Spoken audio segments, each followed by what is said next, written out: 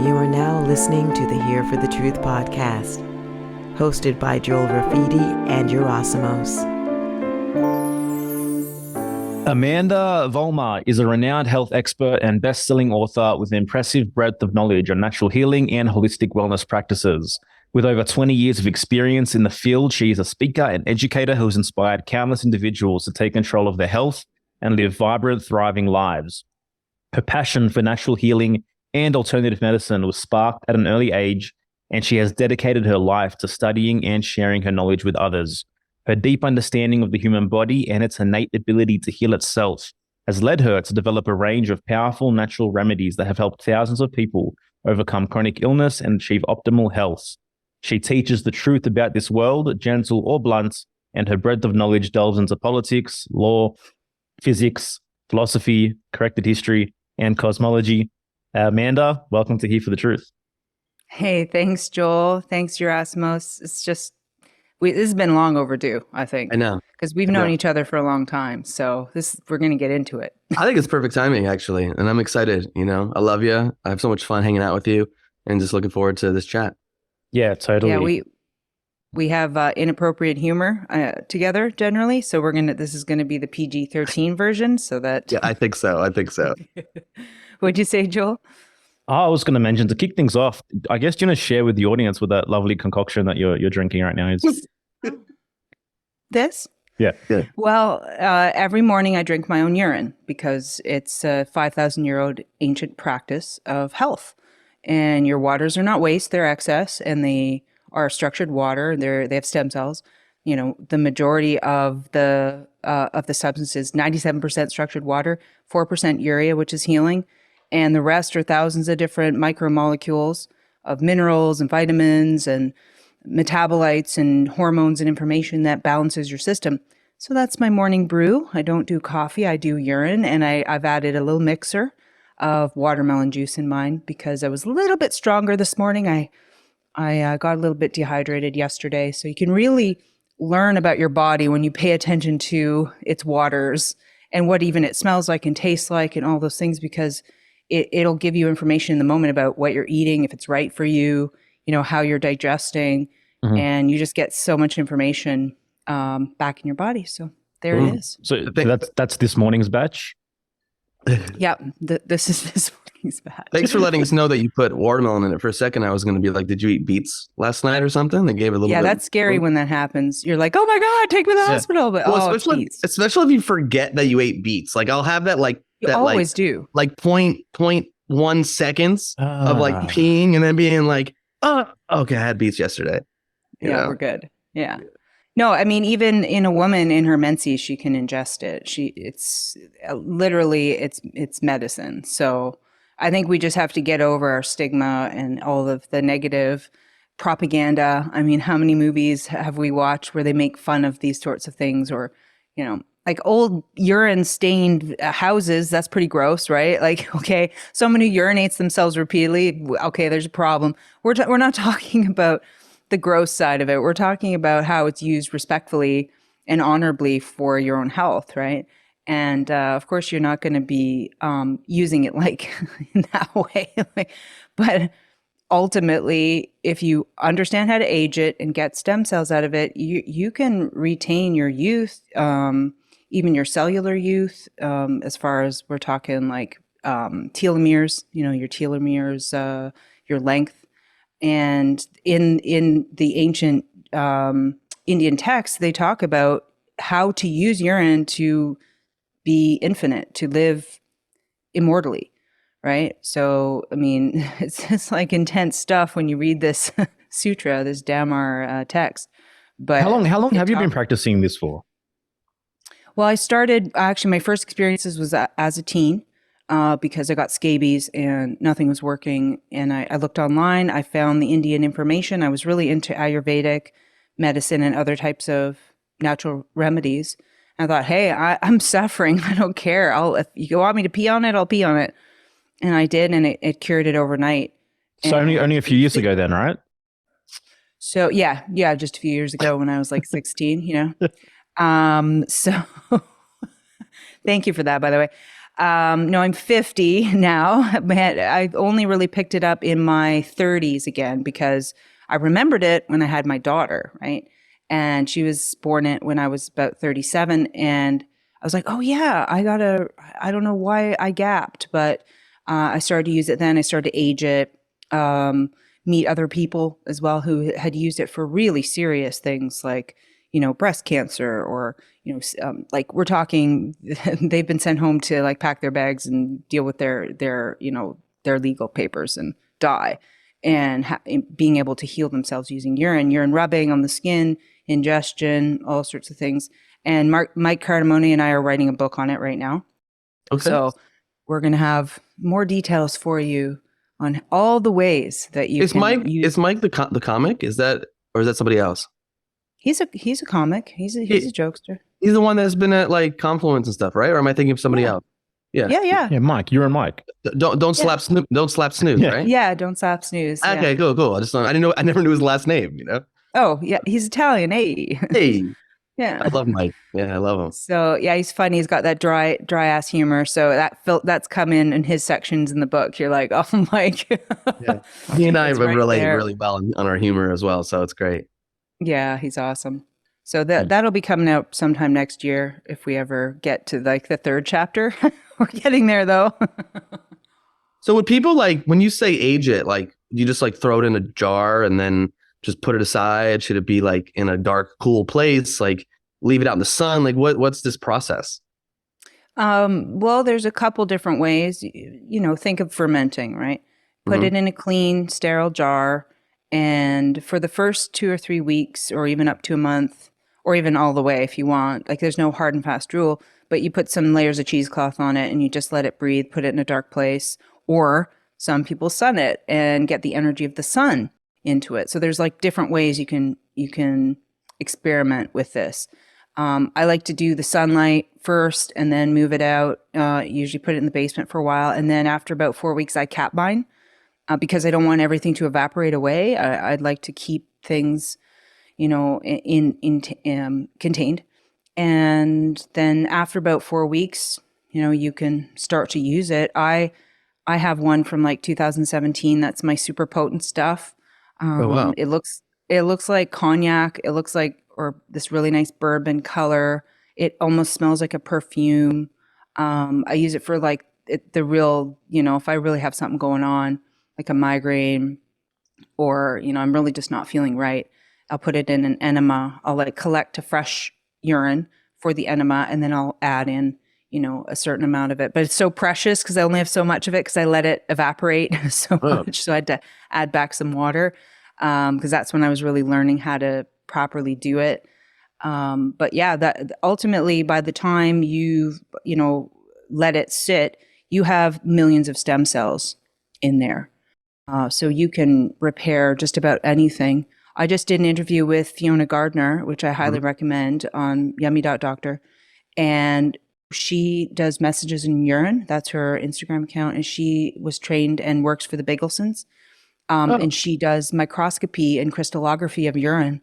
So she takes the urine and looks under a microscope and takes images of the crystallography and all the beautiful light and patterns that it creates, similar to what, Veda Austin does with her crystallography of water.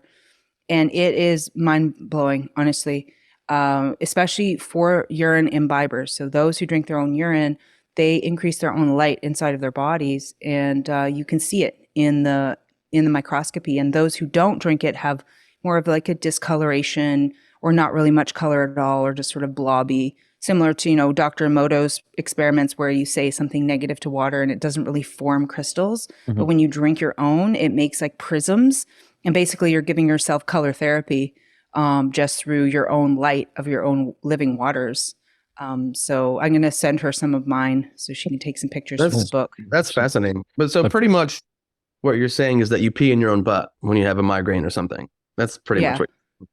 Pretty much, yeah. I love it. And you can snort it. You can snort it if it's a sinus migraine. I get sinus migraines. Oh, okay. You can snort it. You can put it in every orifice, right? You can put it in your eyes. You can put it. That's what we're working on now in the book. Different methods to use for all of these things. You don't need cortisol. You don't need any of these sinus drugs. these Sudafeds, any of these poisons. You just need your urine. You don't need to purchase any of those things. Eyes, ears, nose. You can use it as a mouthwash. It'll whiten the teeth. It'll repair cavities. Like when I interviewed Fiona, she was talking about how she had all this metal in her mouth. She started to use her urine and also mix it with aged, and all of her fillings just one by one fell out. And then she had these like huge gaps in her teeth from this material coming out. And she just kept doing it, and it healed over her, That's wild. her cavities. When you say you snort it, is it the crystal that you're snorting? Did it get crystallized, or you just snort the liquid? Don't get excited here, okay? No, it's just it's just. So sorry, I'm like, Don't do lines. You're not like lining it up. Straw, like you don't have to roll up a dollar bill. I gotta take out the credit card and break up some fucking crystallized. You have to heat the plate first, or yeah. Well, that's nice, Well, I just do it. I just do it on the top of the toilet, like just like I'm in the bathroom at the club or something, and I just pee on it. You don't even need the back of a hooker. Like you don't need any of those things to do this. Like it's just that easy. So no, like you put it, you have like this little special spot in your hand. It's your anatomy. You have your anatomical snuff box. If you put your thumb out, you have a little cavity there. Yeah, I've never even noticed that. Anatomical snuff box, baby. So you can just put a few drops in there and just get it up there, and good to go. Could get to work. It's really interesting because like I said, like it's not something I've ever really done. It's not something I feel drawn to, and yet the things that you talk about and that you say, it is fascinating. Yeah. How come you opted for a fresh brew rather than aged brew this morning? Yeah, I don't really drink the aged. Okay. I haven't really gone there yet, but I do use it in an enema. I have used it in my eyes. I have used it in my ears. It's really strong, and it can cause, the only thing to just pay attention to is it will put you into a cleansing mode. So some people, they dive in really hardcore, like Mike's like that, right? He's like, oh my God, my eyes were just oozing pus for days. Like he put aged in his eyes, like constant. And he just had such a cleanse of his eyes. He had all this gunk coming out for weeks. And now, the resolve is gorgeous, but it's, you have to pay attention to the fact that it is going to cleanse you, and you don't want to be down for a couple of weeks. You want to gradually start your cleansing process. His skin and his eyes are pretty gorgeous, so. Yeah, I saw you noticing him. Yeah. By the river. Yeah. So what is your resistance, Yerasimos, to diving full deep into urine therapy? Well, I don't know if it's resistance as more just like it's not something like practical thing. My sacral isn't like like from I'm not like I want to do it. Is there any generator's sacral that first comes across this idea of drinking piss and is like, oh yeah, I want. Well, I don't know. Maybe if someone has like health issues that there's nothing that can help them, and then they get to a point they're like, I'll fucking try anything. Yeah, And like, I'm not at that place, but maybe I will. But maybe if I do get a headache again, I used to deal with headache. I never dealt with headaches ever until your ear. You can use it for your ear. My ear actually kind of stopped. Oh, out of nowhere, like 7 years. It's a long story. I won't get into it now. We'll talk about it offline. Okay. But yes, that's you had mentioned that, and I never did it. You just put like, let's say I aged my urine for like a month, and I would just take it a dropper's full and just drop it in. Yeah, or use fresh, or just either or. Okay. Yeah, or you can even mouthwash it because it's ear, nose, throat, right? How do you deal with the fermented urine? Obviously, probably doesn't smell ideally. Or does it smell okay after a while? Like she says, perfume like. It will build ammonia, and it'll go through different stages. But after it becomes very concentrated and generations of it just continuing on, it smells right. Like it just somehow resonates. You're like, oh yeah, that's me. That's concentrated me, and you can even drink your own partners. Maybe you're more interested in that. Maybe you got to talk to Sophie about that. Cause like, actually, when you do that, you actually give the information of your partner. I'm not kidding. I know it's water sports and all that shit, but there's from the source to it. It's straight from the source. Just laying down in bed. Right in your mouth. Just go for it. And like, the thing is, you get hormonal information from each other. So if you want to produce a baby, or if you want to fix fertility issues, this is the way to do it. You can actually go from infertile to fertile just by exchanging your own urines with your, permanent partner. So it's not meant to. Yeah.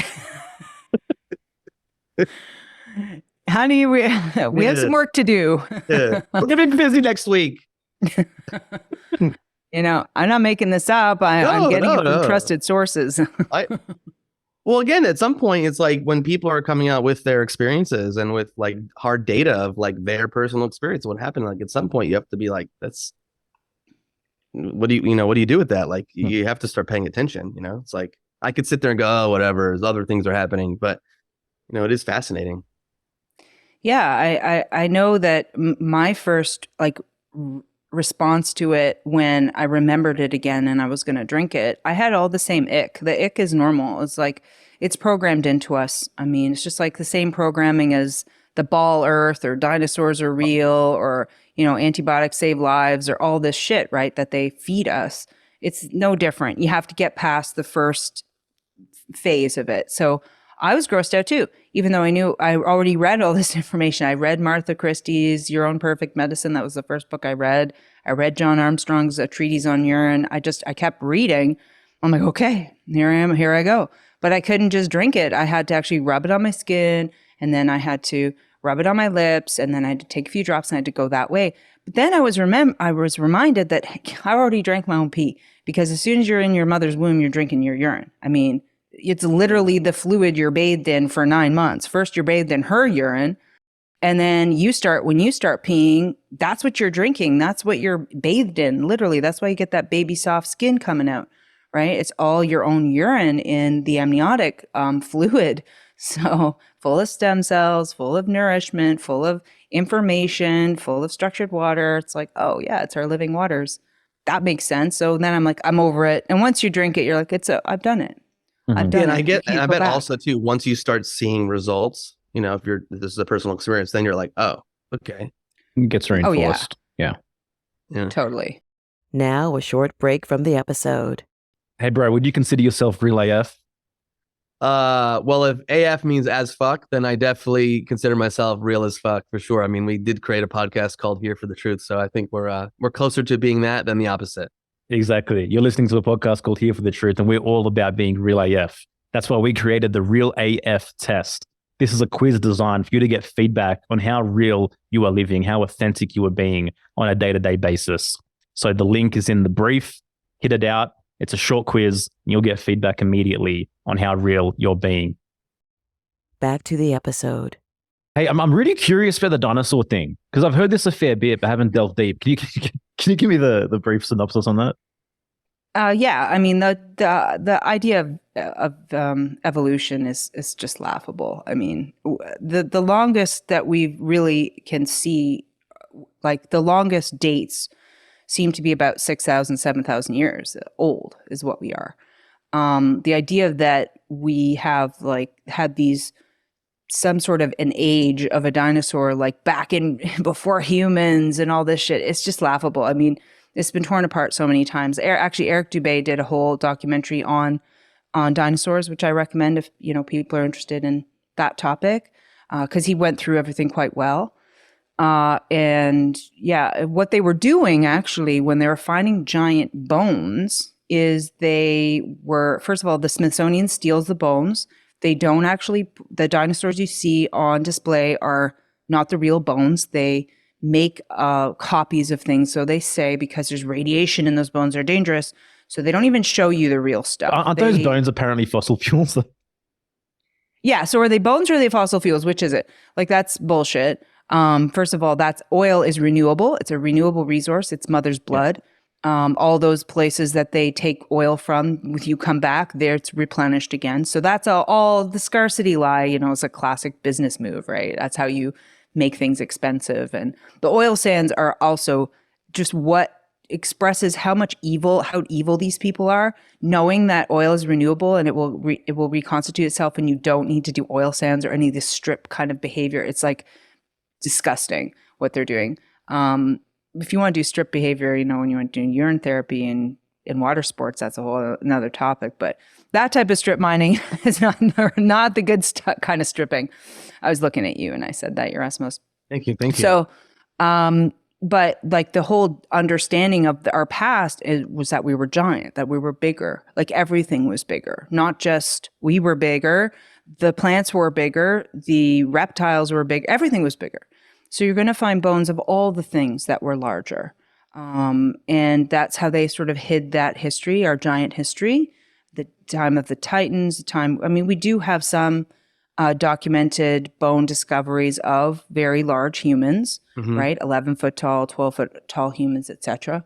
So we know that that's there, but that doesn't fit into their narrative. So they just hope on ignorance, I think, prey on ignorance. But dinosaurs were just larger creatures that we already have. And we probably had more things that are now extinct. I do think we had like the flying dragon, that seems to be real. I mean, when you look at astrology, that's part of astrology, and everything that they've put in there, you have to take kind of honestly and look at that. Well, even like mythologically, there's so much that harkens back to dragons, but there's nothing about dinosaurs in like ancient drawings, ancient art, which is curious as well. Totally. Yeah. I mean, this is a newer idea for sure. But if you understand, like if you really dive deep into all of these truths about our realm, where we live and where we don't live, then the dinosaur theory, the evolution theory, it just falls apart. I mean, we weren't just randomly floating and then randomly something random happened, and then chaos loves to be chaos, but randomly we went from 1 cell to 2 cell to 3 cell to 4 cell to 5 cell and all this kind of shit. No, we have single-celled organisms and then we have complex organisms. We have never found proof of 2-celled organisms, 3-celled organisms, 4-celled organisms. I mean, there's too many gaps, right? But a lot of people just don't think through it, right? They don't. Well, they just feel like I don't have time. Like I don't have time to think through it. I'm told certain things. I read certain books in school, and I'm getting on with my fucking life. So, I think that's how most people operate. Yeah, that's how people. Most people are. I mean, when I was growing up, I thought everybody was a seeker. I thought everybody wanted to know all this stuff. I just assumed. I just projected what I was doing onto other people. I'm like, oh, don't you want to know? Why isn't that important to you? Well, it was just that it was important to me for my path and when I had to learn and how I had to develop. And it actually is kind of a lonely path in some ways too, because a lot of people just call you crazy or name call you or dismiss you or use, ad hominem attacks and things. They don't even want to look at it. They just feel threatened immediately when you make such claims. I'm at the end of the claim making the final statement, but they're not seeing the whole lead up and research that had to go into that to come to that simple conclusion, right? That dinosaurs didn't exist. And it's probably coverage for a lot of the dragons and a lot of these other creatures that we did have because they're burying and hiding our history because they don't want us connected to who we are and the knowledge of our connection to our creator and how unique we are, how special we are, how powerful we are, right? You destabilize a population when you lie to them like this, when you confuse them about whether they're up or down, and that they just came from some spark of dust and some like fart in the wind, random event.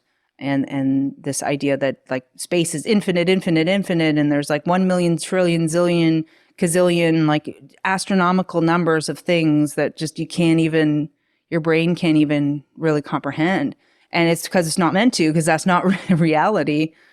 But it keeps us, I think, disconnected. It's interesting.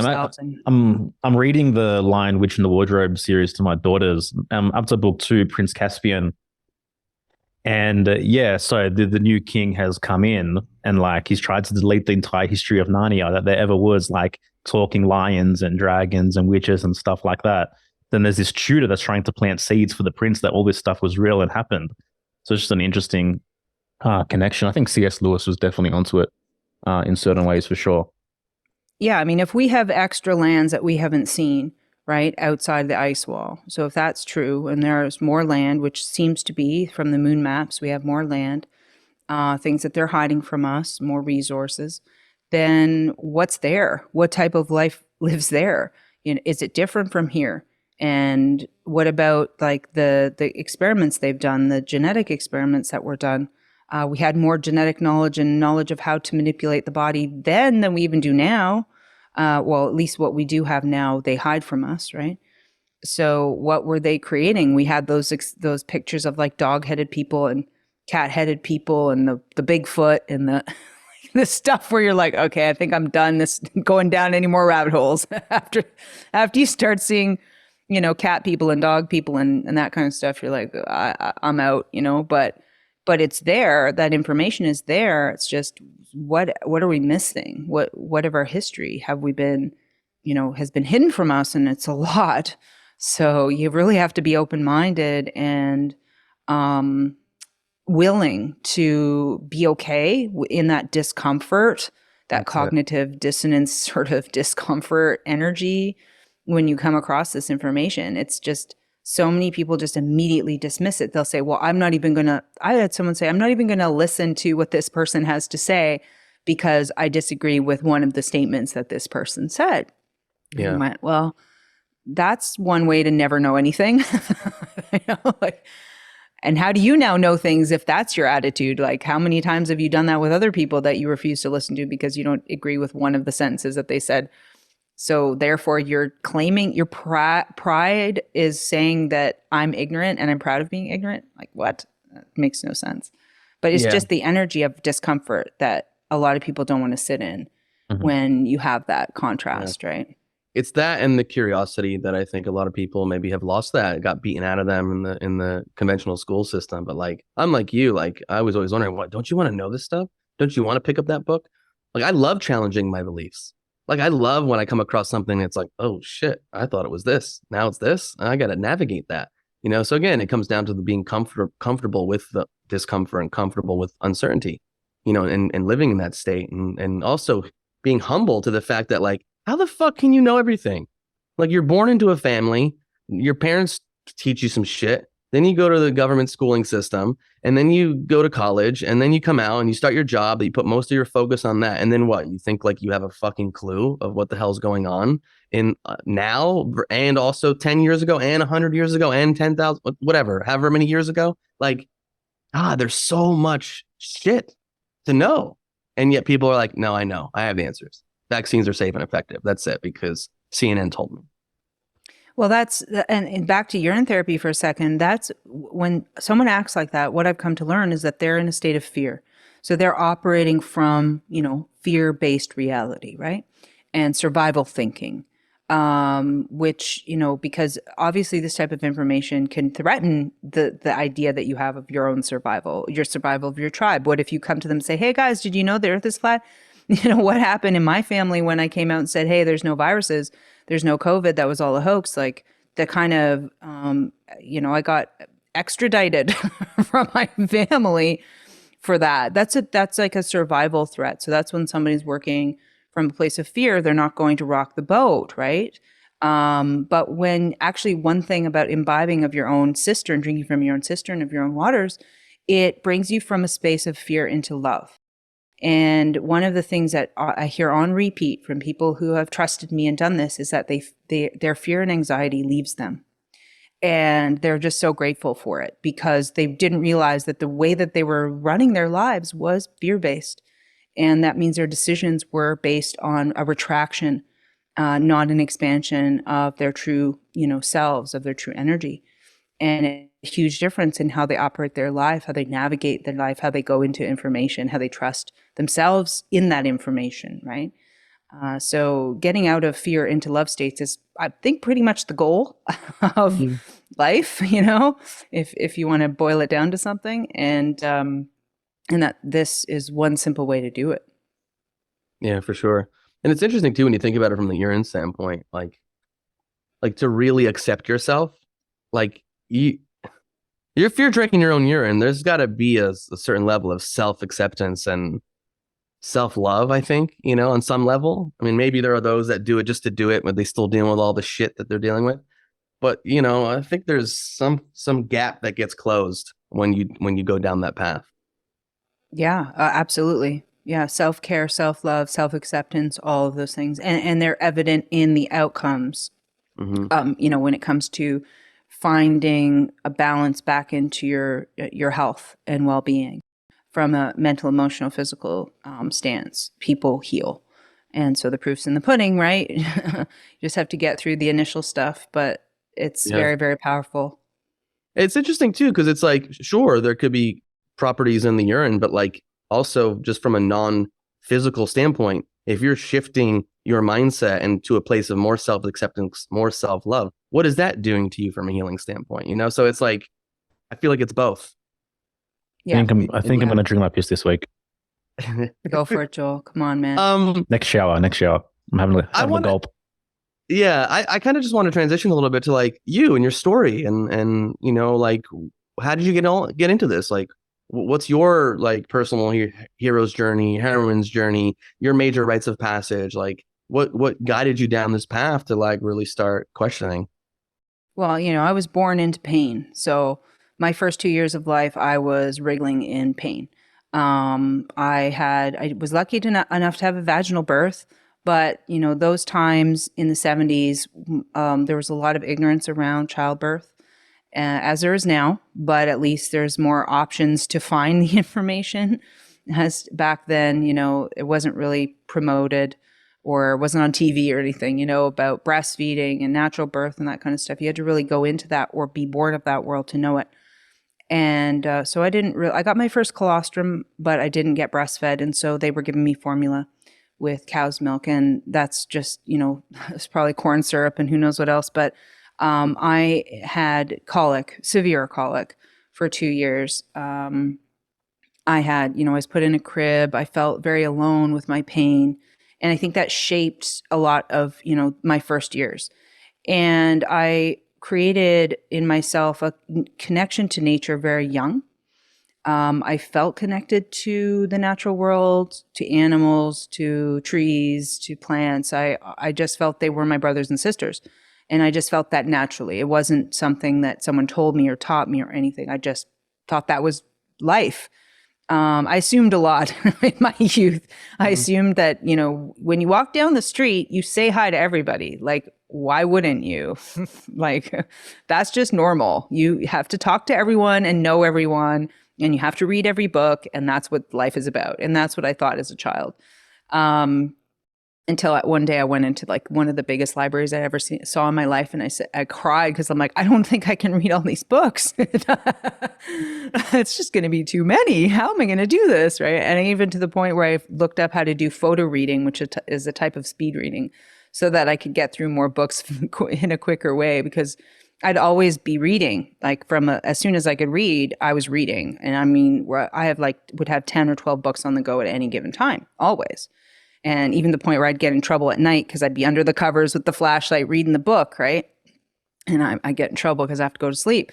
So I also had mystical experiences around the ages between 8 and 10 or so, where I had my guide with me that I could see perfectly well, like a real person. I didn't think it was an invisible person. Everybody else kept gaslighting me, though, and saying that she was invisible. I'm like, bitch, this woman is here. Okay, I have her name, make a place for her at the dinner table and stuff. So they just like went along with it for a while. But she taught me everything. She taught me about our aura, our biofield. She taught me about chakra systems and how the trees don't just don't just need sunlight and water and nutrients. They also need ether, and how they eat the ether, what the ether even is. And that the moon is conscious, and all these orbs and all these things we think we see, they're all conscious, they're all aware, and that everything is alive and everything is aware and that everything is connected. I was like, cool. And I grew up like that. And then one day the moon and her, they said goodbye. And I was very traumatized by that. I felt very abandoned. I had a whole abandonment theme throughout my whole life because of my crib experiences and this experience. And I was like, fine, they said, we'll always be there. We'll be listening, whatever. I'm like, well, that's not great. Like you were helping me and now you're just abandoning me. And I was pretty angry. So I went through sort of a phase of like, fine, I'll just fit in. How many years was that relationship? A couple of years. Okay. Yeah. A couple of years. Yeah. Between 8 and 10 is what I remember. I could have been a little younger because nothing was really quite recorded. So, but I'm pretty sure I remember how my room looked, which is, so I know the years of that. Between 8 and 10. And then I guess I was starting to go through puberty, and that's when everything was changing in my body. And so whatever that connection was couldn't stay. And so I absorbed it apparently. And then later on, I just became I was just a so-called normal kid, went to school, wanted to be an artist, was interested in painting, was interested in just creating. I was a very creative kid. I'm a generator. So I'm a little machine. I'm just pumping out stuff like you wouldn't believe. And when I went through school, I realized that, I loved animals. I always grew up with the animals, cats particularly. And that when I started to think about my career and what did I want to do for my future, that pressure comes up. Like, who do you want to be? What do you want to do? And I was like, well, I want to be an artist. And then my dad had said, actually, well, you can't make money doing that. And I was in shock. I was like, you can't? But there's all these famous artists and they're built millions of dollars. These, like, I was like, oh, I was mistaken, I guess, because I just trusted my dad. I was like, okay. So I switched my tune. I'm like, okay, maybe I have to go into something that makes money. And so I made a list. I did a whole column sheet. Like, what am I good at? What do I have experience with? What would I want to do for my future? Like, what could I do? What am I smart enough for? Like, this kind of stuff. And I first came up with vet tech. Okay, I'll be a vet tech. I wasn't even bold enough to go full veterinarian at that point. I went to look at that at Seneca College. I was like, whoa, no thanks. It's basically euthanizing animals all day. I'm not into that, right? And then I decided, let's go for it. Let's see if I can do veterinarian. And I had to go to university. I went out to Alberta, did my undergrad degree in agricultural biotechnology. So the irony of me going into an undergrad degree that is freaking biotechnology, which is like the opposite of everything I teach, was really eye-opening for me. I think my path, my hero's journey path, was putting me in these weird places to see the other side, to see how the dark spaces, to see what's wrong. Working in the halls of medicine at the University of Alberta when I worked at KLAS, I was an animal lab technician, seeing the experiments being done on rats and mice and cats and all this stuff. It was just disgusted me. I saw also firsthand how pharmaceutical companies use these universities to produce studies that are cherry-picked based on the outcome, and even that the hypotheses are massaged to get the outcome that you want to get your drug passed and stuff. I'm like, this isn't freaking science. This is masturbation of science. This is like, this is art. Okay, you're like, this is not pure science. And so I saw, a lot of that firsthand. Went to get to vet school. I wanted to be a holistic vet because I'd met my mentor, who was a holistic vet, and incredible. Like animals would be brought to him not being able to walk, and he would do acupuncture on them and give them Chinese herbs, and they would walk out of there. Right, this kind of shit. I'm like, whoa, okay, whatever you're doing, I need to learn. And I remember he had a whole wall of Chinese herbs. He says, I want you to taste every single one of those herbs, and I want you to tell me what the taste of those herbs tell you about the medicine inside. And like, is it bitter? Is it sweet? What is it telling you? So I started to learn about herbal medicine really deeply, even before naturopathic college, through my mentor, Dr. Stephen Marsden, who operates out in Edmonton, where I was living. And so he inspired me to go and become a naturopath, because I didn't get into veterinary college because I went all bold and all hippie-like, I was like the wrong thing. I was still in a nice little outfit, but I was like, I'm going to be a holistic vet. They're like, oh, no, you're not. Like, okay, I didn't know it was that hostile. They actually called me a quack. I was like, wow, you did that. You used the word quack. I'm like, geez, do you even know where that comes from, bro?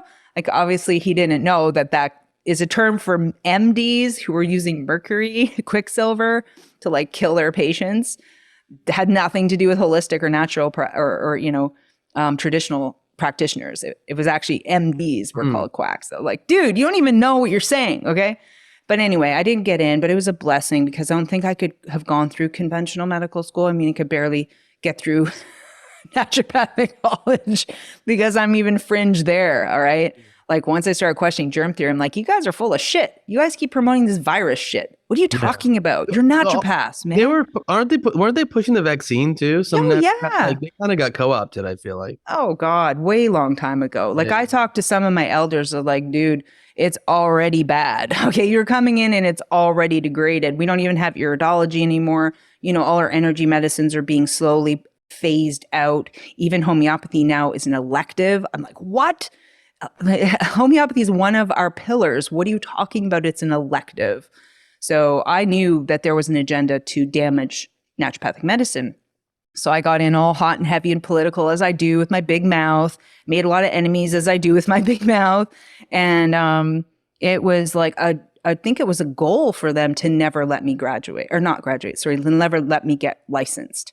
I think there was an agenda there. Like, it was dark shit. Like, I was getting all kinds of weird experiences, psychic experiences, like psychic attacks and stuff. There was some weird times going on in my life. Now, the while I'm starting to wake up to deeper topics, right? I also had my Kundalini awakening in 2000, and that sort of blew the lid off of everything too. And I became like in my spiritual ego, because the first phase usually of awakening, you go into your spiritual ego, which is like super annoying because everything's love and everything's light and everything's awesome and everything's perfect. And, you know, you kind of blow off other people's problems because you're like, just be happy. You know, you're like in this annoying phase because you had this, a moment where you saw that everything was perfect and everything was fine and everything is connected, right? But that's not the reality of the density we're in. So you have to go through all of these stages. And that's when I pretty much started into my naturopathic career. Was like, that was 2000. I started naturopathic medicine 2004, graduated 2008. And after graduation, I got into like this huge opportunity to create a community. I really wanted a sense of multiple practitioners, so a multidisciplinary approach of health, right? Where we all sort of sat around and discussed one client, one patient, and devised or created a perfect protocol for them. I always wanted to build community. I always want to understand that. And it started off well, except for the fact that once I took that test, so first of all, there's two colleges. A lot of people get confused. There's the teaching college, so CCNM, I graduated. Mm-hmm. And then there's a licensing body that they've also called a college just to confuse everything. They're not a teaching college. They're just an administrator, bully, basically. So at second year, you have exams, and then fourth year, you have exams from them. And that's additional. So it has nothing to do with your training. You have to pass your training to apply, right? But so there's different licensing rules. So that I didn't pass one section of that test. So how it works with the test, it's all based on everybody else in your class. So if most of your class got 100%, then the fail rate would be like, 80%, because you'd have to get higher than that percent, which I thought also was stupid. So the pharmaceutical section, I failed that by 1%. Okay, this 3-day test. How dare you fail? I know. Because it actually made me sick to study it. Like, it was so against life. It was really hard to study and do that section, okay? But I did. I memorized all these drugs. I'm like, this is stupid. We're going to get people off drugs. Why do I have to know all the categories, all the prescribing, all the stuff? Well, I know why now is because they're trying to make naturopaths do that. Be prescribers. Be like wannabe MDs. That's exactly what they're up to. So I rejected it from my soul, but I ended up, getting like, I think it was 73% on that section, but it had to be a pass at 74%. So I went to them. I said, dude, you don't understand. I can't rewrite a whole 3-day test. You will tank my business. Like, I just launched, and it's a $10,000 a month rent. There's this like a major thing that I've started, which is a blessing. But if I have to study again to rewrite this whole test, this business will fail. I will lose my shirt. And I know all these professors, okay, that are on the board. They were all my teachers. I know them personally, but I didn't know that I pissed off so many of them and that they hated my guts. Okay, I didn't know that. So they would not budge on this 1%. They wouldn't let me just write the section again. They wouldn't let me do anything. They didn't care. I felt really disgusted by that. But I was like, fine. Okay, fine. I'll have to write the stupid test again. I'm not confident that this is going to go well, but I'll do it. And so here I had tried to like study again and also focus more on the chapter I hated the most, because I had to make sure I was like sky high in those marks. And all the while trying to keep this big project going. I had yoga classes running. I had like Dr. Emoto's World Water event that I hosted there at the property. I mean, I was doing so major events, all kinds of stuff. I was still trying to see clients, and I was operating under another teacher's friend of mine who I was helping her with her health, Dr. Hannah Weidenfeld. I was helping her because she had cancer. So if you don't have a license, you can use another ND's license if they give you the permission to do it. So that's how I was doing this, so I could still bill through insurance and stuff, because they wouldn't give me mine, right? So here I am doing this, like this is 6 months. And I write the test again and I fail the same section again, but worse. And I was like, wait a second. No. Something's up. How? This is impossible. I have memorized every fucking drug. Like, there's no way I could have failed this section. Like, you're telling me I passed this whole test all over again. But I think it was even a higher, it was like 73% or something like that. And I had to make it, I had to be a 74, a 75 or something like this. Okay. I have to look back at the numbers, but it was like that. I was so angry, but I felt targeted. I felt like, Sabotage you? Mm-hmm. I felt like something happened there, and I couldn't get any proof of it. I was asking questions. There were a lot of guilty energies around because I did have a favorite teacher who was on the board at that time. And she died soon after that. She didn't do well. I don't know what happened to her, but it was bad mojo all around. And I just said, are you kidding me? I'm going to have to somehow appeal. I'm going to have to somehow, I don't know what to do. What do you do in that situation, right? Like, there's no proof I can find. They're all colluding. So I ended up having to continue to practice. I told them I was going to have to continue, or else I was going to lose everything, and that we needed to communicate and come to some conclusion. They said, oh, well, you're welcome to write it again. Like, you want me to do an expensive 3-day test again for 1 mark or 2 marks of a very weird, marking system? I said, this is insane. You do know that, right? And so there's no justice in these situations. You either get it or you don't. It has nothing to do with your intelligence. Didn't matter that so we had other tests where we had, clinical tests where you had to perform, we had a patient there, you had to perform, you had to do whatever they asked you to do. I got 100% on all my practicals. Every practical I was stellar at. I was so good clinically. And for them to be like that, to not even consider my case before the board and review it, with conscious awareness and thought, and consideration, or being flexible, I knew they were out to get me. So I went.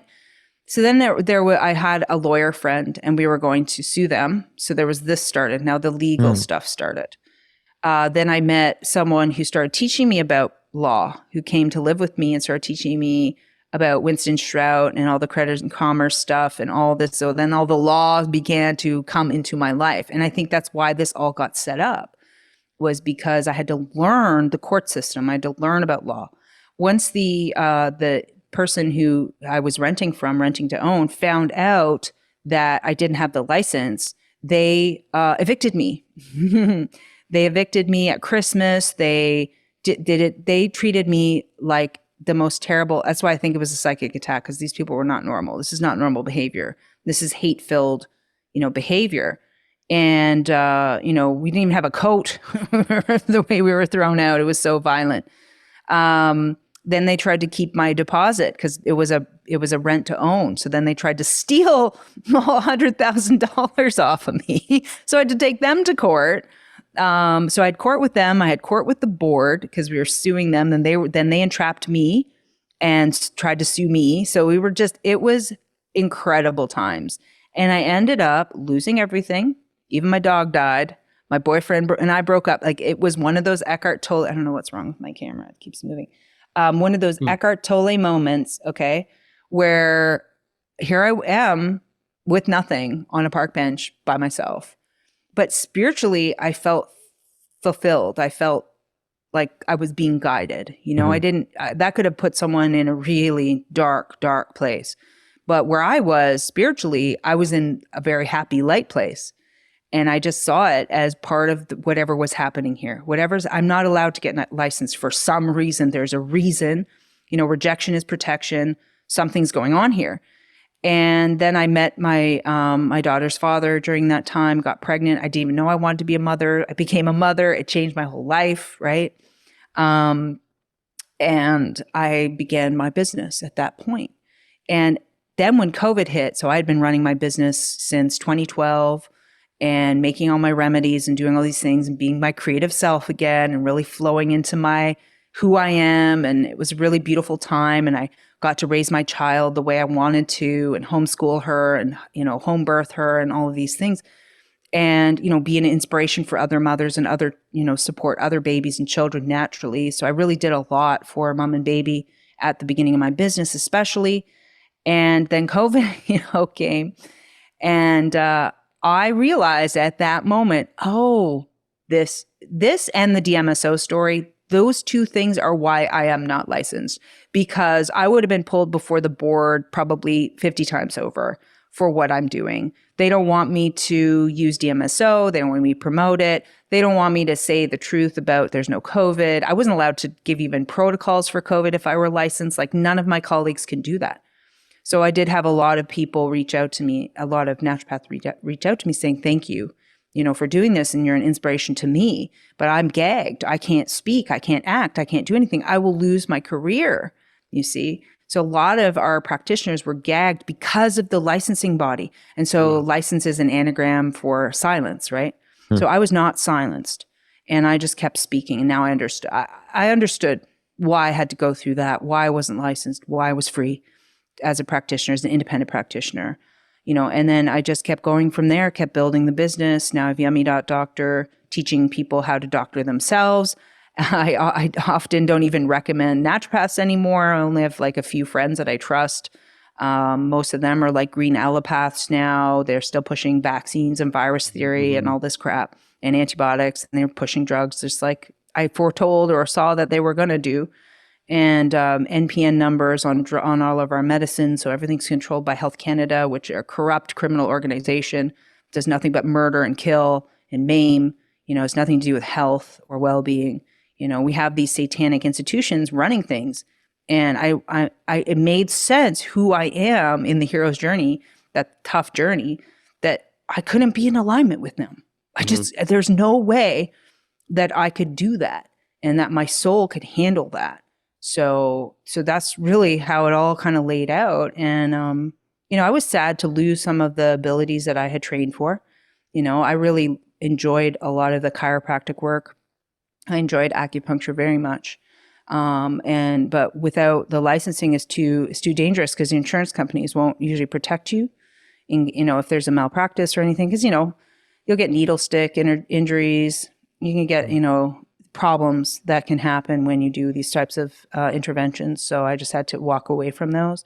But I learned energy, hands-on healing modalities, all kinds of, various forms of Reiki, various forms of biofield tuning, healing, like even the point where I was like humming over someone's body and like using that kind of frequency. Like there's so many ways we can heal. It becomes more and more elegant as we go along. Just like I was starting off in the beginning with urine as like one of the top healers that we have for ourselves. We don't need the doctor. We just need to go to the bathroom.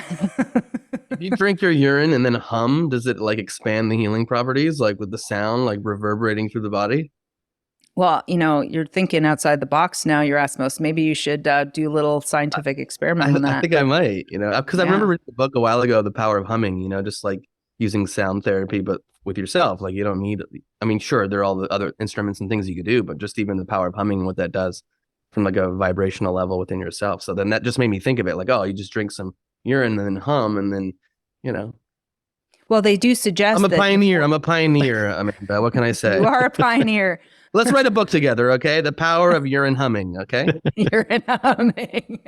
Or I could sneak a chapter in this book.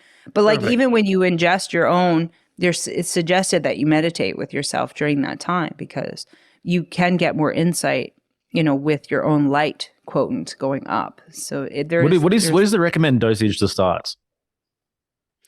To start, just a few drops usually. Like a few drops under the tongue, like treating it like a homeopathic remedy. Okay. I thought I had to like fucking chug it like old school college days, like crack open the whole beer and just keg stand of urine. Yeah, keg well, stand. 2 ounces first morning is kind of your average first day dose. If you want to loop, if you want to drink all day's urine, that's a whole another thing. That's like a type of cleanse.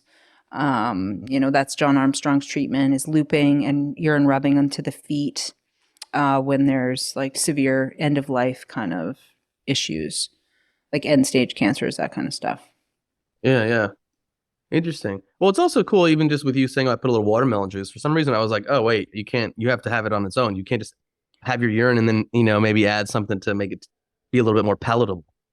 Yeah, at the beginning, I used to use orange juice, like pretty thick, pulpy orange juice. I didn't even want to know it was there. Yeah. Just take a little half cup of OJ, put it down to my waist, squirt, fucking take a little drink. Let's go. It's even easier for you guys. Yeah. Little vodka, orange, and urine. Vodka, orange, and urine. Actually, when I was at Soulshine Festival, it's our local festival here, man, we had so many ideas. We had like an elixir bar idea, like an elixir mixer where it was like the pee bar, and also like people would get together and they all pee in the punch bowl, and then they all like drink it together, and they all like get deeper insights on each other. It's like a bonding experience. We had all kinds of ideas going on. We got to talk to Alec for the next Confluence. We got to get a little pee bar going. Pee bar, yeah. Whatever gets it down. Yeah. Yeah. So yeah, it was quite a journey to get to this stage, and it's kind of sad, and I feel kind of sad lately because I really feel the world. I feel the destruction. I feel the changes. And I think a lot of us, on some level feel it because we are all connected. So that's been like tough, just navigating all those emotions and what's happening in the greater, the greater changes. And I do feel like optimistic ultimately, like in the long run, optimistic. In the short run, it's quite devastating. So that's been kind of difficult. But again, using your own waters and like tuning into yourself is really the best way to navigate all of this world and your path. And, I really dove back into astrology again because I realized that the hero's journey and everything, the healer's path, is all in my chart. Okay. Like the Chiron placement is literally the healer's journey, the wounded healer path, right? I have that. So I go through all these physical experiences myself. And as empath, I like pick up people's stuff a lot and process it through me and try to understand that, and like learning how not to sponge off of people because it's just a natural thing that happens. And all this stuff, all of the journey is in my chart. It's mind-boggling. Does anything shift with your absorption of astrology when you move away from a globe model? Yeah. I mean, well, first of all, all astrology is based on flat Earth because it doesn't work on a ball model. So even all the modeling that exists now that's been done is all flat Earth. It's all based on firmament moving around us, and we're stationary. So not necessarily flat per se, but we're stationary. Gotcha. And the heavens move because that's the only way you can really do the math. So it sort of proves itself. But then there's the Vedic, right? Mm-hmm. So the question is like, is it the 12? Is it the 13? And how does that affect us? But for the most part, unless you have some really strange placements, it seems like it didn't change much for me, as far as what the information was telling me. It was just maybe my filter of how I was perceiving the information was a little more altered or a little more, tuned in than before. Because I'd studied it. I had been interested in it since the age of 12. So you'd think that, I would have mastered all of that stuff. But then once the flat Earth information came in for me in 2017, it was like my own intuition became better at some of these things where I was like able to, pick up on new layers of myself through the information. And I had to like revisit the whole thing all over again. And of course, the human design system did that too for me. Right? Because when I found out about that, I think everything was all around the same time, 2016, 2017. It was the virus thing, the flat Earth thing, and the human design system. And I was doing charts for people back then because I was really fascinated about that whole understanding all the different gates. And so I really dove into like the gate stuff more than I do now. But it was just, I always saw it as something insightful, like I'm gaining insight into myself. I'm using it as a tool to know thyself better, to be able to like navigate my emotions, to know when certain trends or patterns are coming up in my life, what I'm supposed to learn. So, I just found that I was more insightful, later on. But maybe it was even my age, just getting on in years, different type of perspective. Yeah. I love I pulled up because I know we've chatted about human design. I pulled up your life theme from just one of my books here, and I just want to read a paragraph of it because it just relates to, I feel like, a lot we've talked about. Your life theme is to bring refinement into an untidy and careless world. You are very particular about your own environment, and through your deep inner attunement to beauty and creativity, you feel an urge to refresh, realign, and recreate everywhere you go. When you are clear in yourself, your inner sensibilities and creativity easily enrich your surroundings. When you are unsettled, then the world around you will take on a gloomy appearance too, as though it contains more trouble than you can resolve. For you, an enriched environment is an enriched life. Obviously, it goes more into it, but I don't know. Just feel like it lands and resonates. Yeah, that's pretty accurate. Yeah, and it even got to a point where that can go into the negative, where you're hyper controlling your environment too much, or you're like being like, it has to be just so, or I'm not going to work, or like, right? Everything when I was going through university, I had to clean my house before I could sit down and do my like homework, right? Or my projects. Like I had to have my space just so before I could work. But now I've embraced like whatever the space is, I know I can roll through it, even though, so it's like it's not a control issue anymore as it used to be, which is nice, very freeing.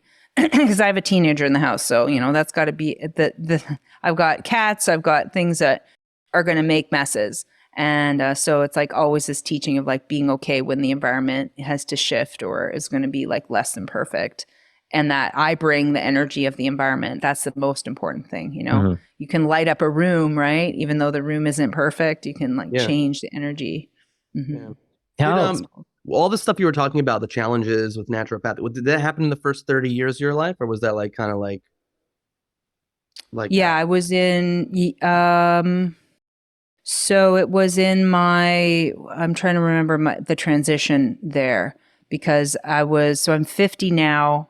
I went to school between 2004 and 2008. Okay. So sort of, yeah, kind of like a thing. I was just curious because the first 30 years of your life, technically from an HE standpoint, is all about this deep discovery process of just like trial and error and learning like what works, what doesn't work, and kind of going through a little bit of chaos. So it kind of lands still, even if it's like plus or minus a few years, Yeah, definitely. There was a lot of that, and always having to be my own advocate. I never really felt like true support from other people. So I just kind of assumed that, okay, this path is alone. It's a more lonely path, like even when I was with my partners, I just have these long contracts with these partners, but it always felt like they came into my life so I could help them or fix them or heal them or something. And then off they went and found their real partner. And then I get another one I was like, I always just get projects instead of partners. So I just had to accept that it's just like a singular path, I think, for me, is what it is, like this is the way I see the patterns. So obviously that's how I'm meant to be strong, or is meant to give me strength. It could break some people, but for me, it's like I look at it as something I'm supposed to achieve. Joel, you had a question, or you were going to say something? I was going to say, what's your process been, I guess, with sharing some of your ideas and philosophies, with your daughter and raising your child? Is she open? Is she aligned? I'm just curious how that's been. Yeah, she is pretty amazing. When she was little, like first of all, I had a lotus birth with her, so that means you don't cut off the umbilical cord; you let it fall off naturally. Had a water birth, home birth. I was very nourishing to her when I was carrying her. And then, I was very focused on the right way to do this. Like everything was about that. My business then came from that. So really because of her is why I have this business the way I did, the way I started, because I wanted to serve other families. And if I had not had a baby, it wouldn't have I wouldn't have been thinking about cloth diapers and amber teething necklaces, like, right. And manufacturing a diaper cream that was fully natural and a sun cream that was fully natural because I couldn't find one because I needed one for my daughter. And I needed to develop my tooth soap, my toothpaste product, because she had a cavity and I had to heal it. And I healed it with that product. You know, I just kept using that the opportunities that were presenting themselves as a mother of what a mother would need for her, you know, for her child, and obviously a father too. And learning all about that. So it really shaped the way I formed everything with the business. And she got to grow up in that, right? She grew up pretty much unschooled. I did put her in a little bit of daycare, did put her in a little bit of early kindergarten, because it's all forest-based anyway, play-based.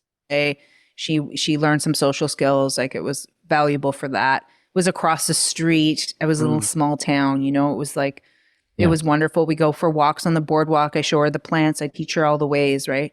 So she's very, very wise. She's hyper independent. She's always been hyper independent because I did attachment parenting with her. I did the 4th trimester. So once she found her way at the age about 4, she's like, yeah, I'm good. You know, she's so secure because she knows I'm there for her no matter what. Yeah. You know, she doesn't have that.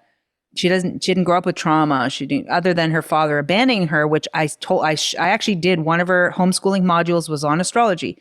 And I walked through her entire chart and I said, here's where your father left you. Here's how this is designed. It's not your fault. This is what God's lessons are for you in this path. This is how you navigate these things, right? So that she doesn't feel like something's wrong with her or why would her father do that? Yeah. You know, and I'd been explaining to her why a traumatized individual would act that way, and has nothing to do with that other person. It's everything to do with their lack of self-worth, that they don't feel good enough to even be there, to even exist in your reality. And to the fact that they see you as better than them, and that and that they think they're going to just screw you up by being with you or being around you. So it has nothing to do with like, oh, they don't love you or care for you or any of that. It's actually the opposite. So she understood that. She's very intelligent, and she knows a lot of these things. She makes her own skincare stuff on her own. She invents. She's like a mini me. So watch out, world. Amazing. Yeah. Thanks. No, thanks for that. Yeah. How's that pee? What's that? Your mic went real low. How's that pee? It's delicious. Amazing. Next time we hang out, we might have to just swap pee. You know. Well, I mean, you have to talk to Sophie about that, you know. I love how we keep having like conversations, like 20-minute detours, and just like back to the pee. But back to pee. It's kind of one of your things, main things that like, you know, you talk about and you advocate for, and you're fucking writing a book on it right now. Yeah, that, you know, DMSO is a big one too. Obviously, like that same thing, you know, was around 2017. Can you talk about that? I know you shared it at like, you know, the events that we go to, but can you just talk about it? I know you could probably give a whole 2-hour talk on it, but like, what is it? You know, what is it good for, etc. Yeah, I mean, I designed my whole business. Like once I realized, you know, the power of it and that I could make synergistic blends and pull that in to what I already made, what I already had created. It was like game on. I'm like, let's go. I'm the only one that I know on this earth that makes that uses DMSO in these blends in this way. There's just nothing like that. Mainly because they would shut it down. They don't want us to do this. So there's that. But yeah, once I learned that it was like a little blip of it in naturopathic college, it's about pain, you know, it's good for pain. Like that was it. That should have been a whole module. That'd been like, dudes, you need to know about DMSO. It's an extract from trees. It's anti-inflammatory. It's transdermal. It heals skin. It heals tissues. It chelates metals. Like it's like what doesn't it do is kind of more what we need to study, right? So once I experimented with that and experienced it, I started to read. I dove into it. Like I do what I did. I went deep dive, read 50 studies, did all this stuff. And then I did a video. I did like a quick YouTube video. This was back at the beginning of YouTube videos for me. And it went viral. It was like pretty much, I think, the only video I ever did that naturally, organically went viral. It was pretty exciting for me. And then because of that video, the publishing company found me and they said, "Hey, can you write a book for us on DMSO? We think that you know your stuff." And I said, "Absolutely." So there came Healing with DMSO out of that, and the blends that I kept making. I mean, now I just like the last creation was DMSO with wild yam cream for hormone balancing that I just designed. It's got chaseberry and black cohosh and wild yam, and it's like 4 times extracted. And you can actually use DMSO as like a tincture medium to extract plant material, plant information. So, using the wisdom of this powerful solvent, it's like a pure solvent that doesn't alter, and it can deliver, your nutrients to your body to the point where, like, if you couldn't eat, you could feed yourself using DMSO and nutrient mixes through your skin, right? You can stop heart attacks and strokes with this stuff. Like, it's major. Like, we have an opiate crisis. If you haven't noticed, they could have just used DMSO, right? But this is where you go, wait a second. We've had DMSO really popularized since the 70s. Where to go? Why are we using fentanyl? Why are we using all these things we know get people addicted and basically homeless? What's going on? Well, because they don't want that. They can't patent it. They can't use it to make their money. They can't make people dead, dying, and, sick, which is the goal. They want population control and reduction. They don't want health and well-being and production. That's like the opposite. They got robots for that now. They don't need us. The useless eaters have to go. So that's why they suppress all of our remedies. How many thousands and thousands of beautiful remedies that we have available to us that they have made into some sort of danger. They've created some sort of story or made fake science to, try to scare people away from it. And so I was bringing that to the truth. I was bringing that to light, talking about it and using it. And so DMSO.store, that website has all my DMSO blends, all my blends, from facelift in a jar to, the DMSO with added nutrients. DMSO with magnesium is really potent. I even suggest that for people starting urine therapy because it can protect you from like the detox response, where you get like phlegm and all the symptoms of cleansing. So DMSO is like a powerful tree extract that makes trees strong. It's from lignin. It comes out of the lignin, and they have to remove it in the pulp and paper industry so that they can make it into pulp, right? So it's a waste product, literally. And then industry takes that waste product, purifies it, and sells it pure. And I actually have the purest DMSO on the earth, because my guy does like the highest grade purification, that his equipment. And that's the stuff I use in all my blends. So yeah, it's really something to know about. And that's why I made the book is so valuable, because it has a dilution chart, how to do it, use it safely, how to understand it from a detox perspective. I even had I had a case of someone, a friend of mine, okay, she told me she recommended DMSO to this woman who had sciatica, really bad sciatica, to the point where they were going to do surgery and all this stuff. And she just slapped on a 70% onto her butt and onto the back of her leg. And she had a huge cleansing reaction rash. So all this stuff, starts coming out her skin. And she's new to it. And my friend probably didn't prime her, well enough to like give her the heads up that this could happen. So she freaked out. And she's like, her husband freaked out, everyone's freaking out. And she's going to go to like the physical therapist, and they're going to give her shit. She's afraid she's going to get in trouble. Like, it's just drama that happened. Okay. And I said, well, just tell her calmly that just increase her magnesium levels, because that's a master catalyst for the liver. Help her, understand what's happening with this muscle that's probably very toxic because it's too tight.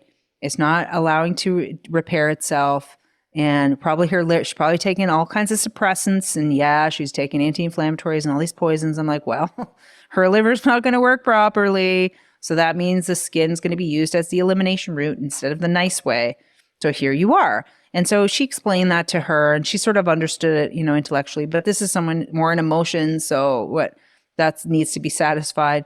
She comes back to me yesterday. She says, well, good news on this case. She said that somehow because of this expression, because of her emotional reaction to it, because of everything that happened, an old trauma surfaced for her of a sexual abuse history. Okay, trauma came out. And she realized the power of the medicine, what it was trying to show her about her sciatica, that it wasn't just a physical problem, that it was a problem of her history and her emotional trauma that she had put in her body and held in her body, and that it started to release, hence the emotions that were coming out of her and her reaction. So I was like, there you go. You know, this is the patience that we need when we're really healing our bodies, because it's going to take you there, especially if you've been hiding from it for 50 years, who knows how long this person was hiding from this pain, right? And they manifested it physically. And so the DMSO as a natural product actually helped her to see the root cause and elucidate that and release that. So she was very grateful after everything was said and done. She was very grateful and came to her healing, through this path. So amazing to me. I've been meaning to, I keep forgetting, but I've been meaning to buy the DMSO, DSM, why can I say it? Anyways, your cream for your face, I gotta stay looking young, now that I'm in the public sphere as a podcast host, Do you say sphere? Yeah. Public sphere, whatever. Fucking the public tube tourist, the public, whatever, it's a fucking saying. Well, yeah, like if you're going to be on the cover of GQ, like you better, first of all, put your urine on first. Okay. Then the facelift in a jar. Okay. Because they work really well together. The DMSO will send the urea deeper. So you'll get some nice plumping going on, because as you age, it gets kind of sallow and hanging. So it's like, it's a facelift, literally. I gotta keep this shit tight,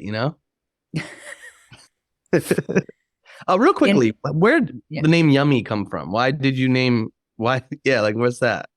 I don't know anymore. Why I stayed with it is because I'm freaking loyal to a fault. I'd actually, when I was coming up with the idea, of what am I going to do, because I had my baby in like this little hunt cabin, went up north, left the city, knew I couldn't survive with the situation I was in, have this baby. And then my partner abandoned us for the first time. And I went, oh shit, okay, well, I'm gonna have to work, right? I'm gonna have to earn, something's gonna have to happen. What am I gonna do? And I meditated and prayed and like, give me ideas.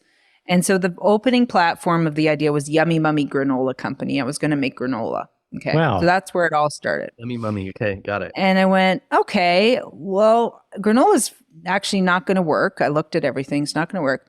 But I started selling the mom and baby stuff started happening because I was going to baby group with my child, meeting other mothers and their needs.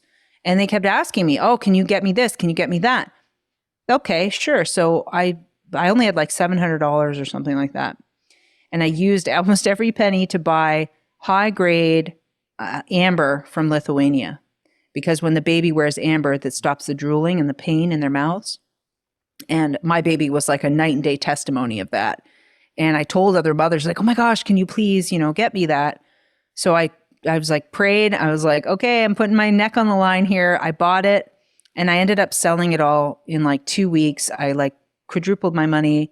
And I went, okay, let me start a Facebook page. So I just went with the Yummy Mummy thing because I was the only thing I had thought of. So I had like Yummy Mummy Emporium. And I just like, I'm an emporium, I don't want to be store. I don't want anything boring. So Emporium it is, right? So it was Yummy Mummy Emporium. And sold that stuff and started selling like cloth diapers. I was bringing in bulk and little cute leg warmers and stuff because they're very practical for crawlers. And whatever was working, whatever moms needed, I supplied it into my community. So that's how it started. Then I found out that Yummy Mummy is a porn category. And I'm like, oh, okay. Maybe we're going to move away from that part. And so then I started to look at, the yummy part because it was so branded by that point.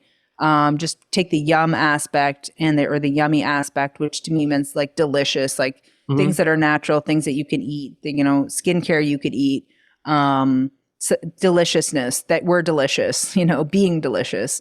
But then from the doctor aspect or the nature aspect. So then it came Yum Naturals, from Yummy Mummy Emporium. It was too long of a name anyway. I was like added apothecary onto it. I'm like, Yummy Mummy Emporium in apothecary. It was like, is way too long. So it's funny how things just evolve. So that's sort of how we came to the yummy and the yum part. Cool. Yeah. Thanks for sharing that. I was so curious because I would always see that everywhere. I was like, where did the name come from? It's because I'm delicious.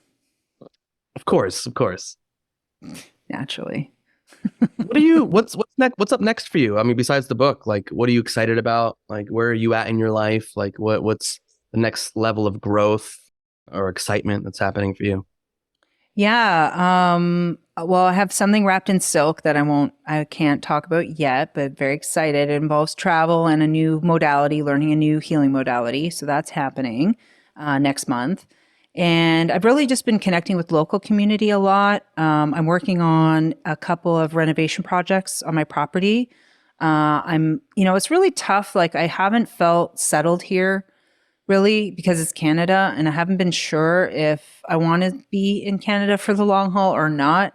And I haven't had clarity on that, but I still am like investing in my 53 acres. So I'm probably going to purchase like a nice greenhouse, which is, I want like a more geodesic greenhouse or a teepee greenhouse or something. I don't want the traditional.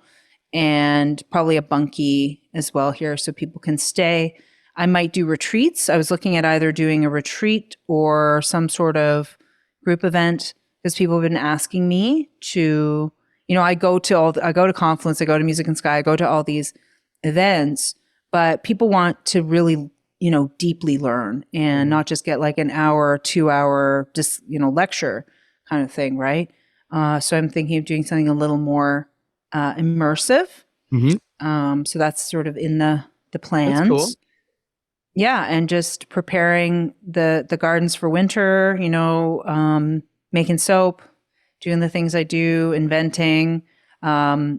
We just published our library for private members at yummy.doctor. So we have an A to Z library now.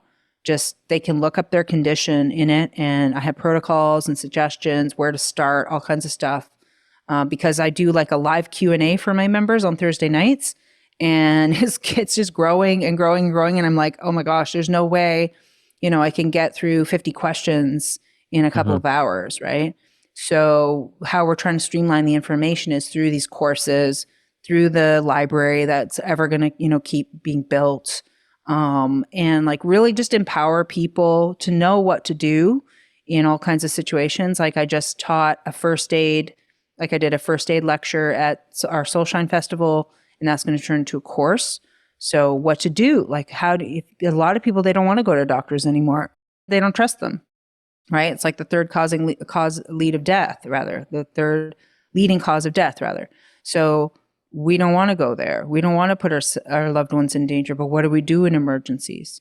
How do we handle these things properly? And what are best practices if we do have to go? And how do we protect ourselves with power of attorney and like all those things. So, just trying to get people really prepared to be as like sovereign as possible, how to utilize plants as medicine, how to like change their lifestyle so they can be in the best position for all the changes that are coming financially and otherwise that, have been planned for us. So that's really it. Just, the book and then the courses, building the courses. It's a lot of writing. It's a lot of thinking. And what's interesting is I'm 50 now, and that human design system, it changes when you hit 50, and holy schmuzzle, it is weird. It's like, it's so different. How I am is changed so much, and it's non-linear for me now. Like my life was very much almost masculine energy because I'm a Leo sun. So I present my life very masculine, right? Like linear work, like A, B, C, D. I do this task and that task and that task and so on, right? Like work. And now it's different. Now it's like, oh, I have to flow over here and like flow over there. And I have to only partially finish this task. And now I have to procrastinate this task. Why am I procrastinating this? It's so bothersome to me because I'm like on top of my tasks. And it's because there's a whole different timing I'm being shown, a whole different way of like life. And so I feel like I'm being reborn again. And it's very daunting to be 50 and feel like you don't know anything. Mm-hmm. Like feel like you're a baby all over again. That's what it's like. So I'm having to trust again. I'm having to like listen to my inner guidance even more. I'm softening into my feminine more. It's just like my life is like a spiral rather than a straight line. It's very interesting and also kind of daunting, but I'm sure the lessons will be wonderful. I love it. Thank you so much, really, for coming on and hanging out with us. I love this conversation. It was so much fun. And just nice to hear more of your story too. Yeah, thank you for that. Having a casual talk and just being who we are and, just telling the stories about how we've come into this world. What the heck, how things happen, how we become, right? Mm-hmm. It's quite fascinating how our lives shape us into ourselves and this endless journey. And actually a lot lately I've been looking again at near-death experiences. Mm-hmm. I find those really fascinating, because there's such patterns there of people. Like they die, they see certain, energies, they have certain conversations, and it's always told they're not done yet. They have to go back. And this is a school, and we're here to learn, and we're here to become individuals, because where we come from, we worship God all day long. So, we get a break from that to go on our little journeys. And it's just sometimes those stories really calm me and just remind me of the bigger picture of who we are and why we're here. And because a lot of people, I think, have lost meaning in their lives and it's become quite soulless. And I think we lose it to find it. But, it's a reminder for me not to like energetically take that on. I'm way through that phase of my own life when I was younger. I don't need to go through it again. I'm not abandoned. Don't have to be angry at God. I don't have to do any of those things I did in my youth, is that we're really remembering who we are. And it's a precious experience that we're having. As weird as it is, as warped as it can be, it's actually something that we can be very grateful for, to have the opportunity to be individuated souls with this type of experience, and to be able to connect with wonderful people and have community and have these kinds of conversations with cool dudes like you. So thank you very much. Well said.